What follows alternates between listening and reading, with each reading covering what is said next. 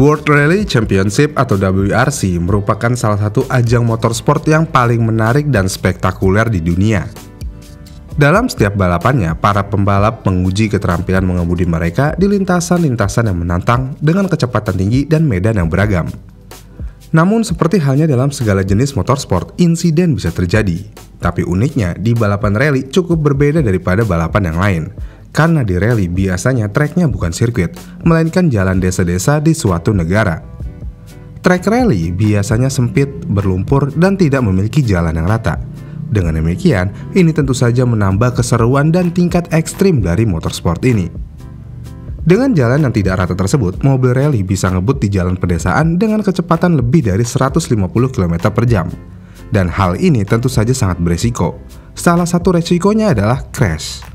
Namun, crash yang dialami di rally khususnya di trek pedesaan cukup unik nih, yang mana jika mobil rally crash, bisa menabrak rumah penduduk kayak gini nih.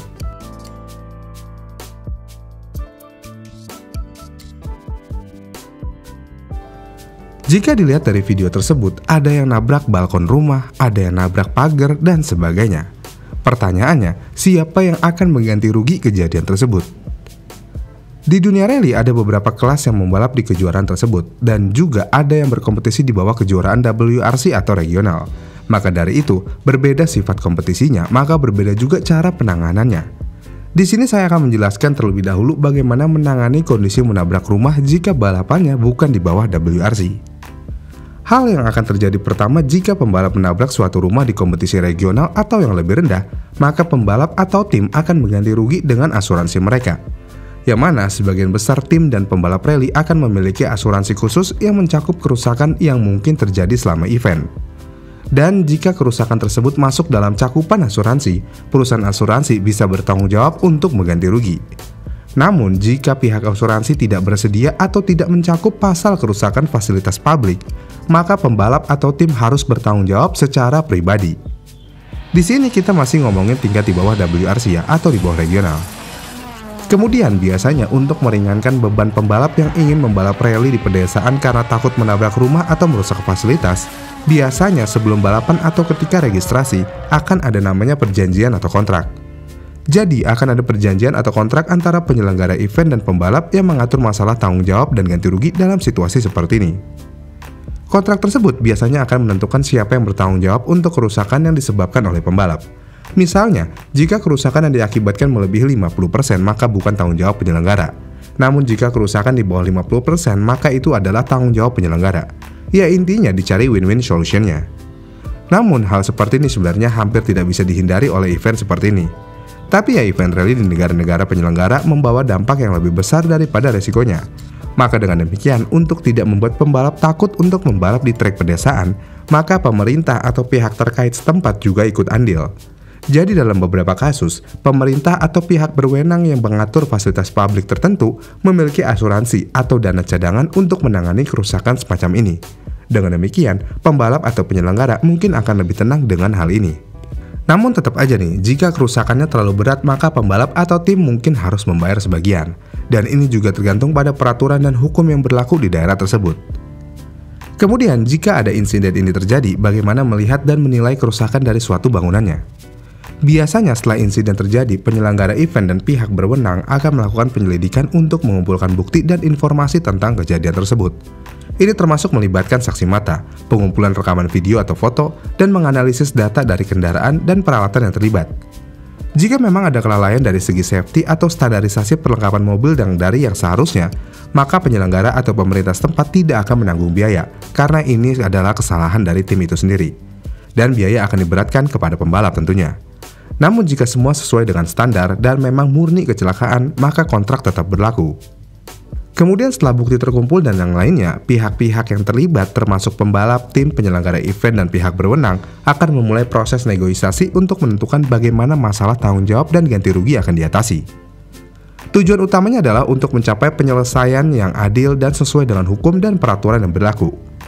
Pihak-pihak yang terlibat mungkin memutuskan untuk mengikuti proses mediasi atau arbitrasi. Ini adalah cara alternatif untuk menyelesaikan sengketa di luar pengadilan, di mana pihak ketiga yang netral akan membantu memfasilitasi pembicaraan dan mencari solusi yang dapat diterima semua pihak. Dan jika tidak ada kesepakatan yang dapat dicapai melalui negosiasi, mediasi, atau arbitrase, maka masalah ini mungkin akan dibawa ke pengadilan.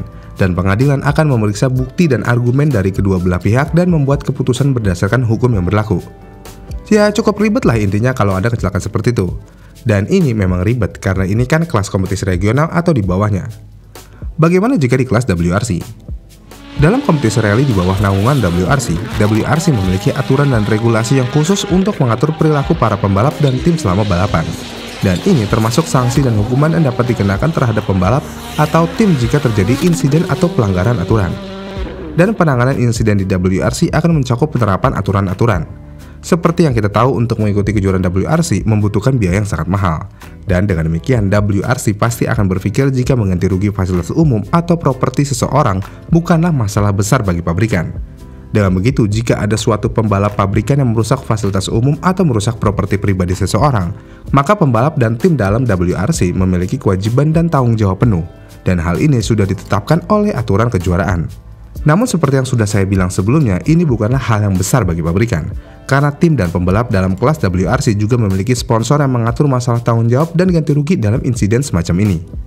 Dan uniknya, biaya ganti rugi di kelas ini juga diatur oleh pengadilan atau komite. Jadi WRC biasanya memiliki pengadilan atau komite yang ditunjuk untuk meninjau dan menilai pelanggaran atau insiden selama perlombaan.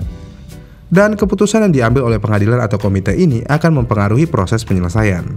Dan yang terakhir, walaupun semua ganti rugi sudah dilakukan, namun WRC biasanya akan tetap memberikan sanksi kepada tim atau pembalap pabrikan. Ini dapat mencakup denda, diskualifikasi, atau hukuman lain yang sesuai. Kurang lebih seperti itu yang terjadi jika ada pembalap yang nabrak rumah. Kemudian, mungkin hal lain yang ingin ditanyakan dalam bentuk apa ganti ruginya. Biasanya setelah penyelesaian dicapai mau di kelas WRC regional atau di bawahnya, pihak yang bertanggung jawab akan diharapkan untuk melaksanakan komitmen mereka dalam membayar ganti rugi atau mengambil tindakan lain yang diperlukan. Ini bisa mencakup pembayaran tunai, perbaikan fisik, atau tindakan lain yang sesuai. Jadi kesimpulannya, penanganan insiden dan tanggung jawab dalam World Rally Championship melibatkan serangkaian langkah yang kompleks dan bervariasi. Aturan WRC, proses penanganan insiden, negosiasi, dan pertimbangan hukum semua memiliki peran penting dalam menangani situasi di mana para pembalap rally menabrak fasilitas publik. Etika, kesadaran, lingkungan, dan penghargaan terhadap tanggung jawab juga memainkan peran penting dalam memastikan kelangsungan dan integritas ajang WRC. Dalam dunia motorsport yang dinamis dan kompetitif, menjaga keselamatan, etika, dan tanggung jawab adalah prinsip yang harus terus ditekankan dan dijunjung tinggi oleh semua pihak yang terlibat. Bagaimana nih menurut kalian? Jadi, jangan kebut-kebutan di jalan tidak rata dan sempit ya, karena siapa yang mau mengganti rugi rumah orang? Iya kan? Terima kasih sudah menonton, jangan lupa like dan subscribe jika suka dengan video ini. Dan sampai jumpa di video selanjutnya.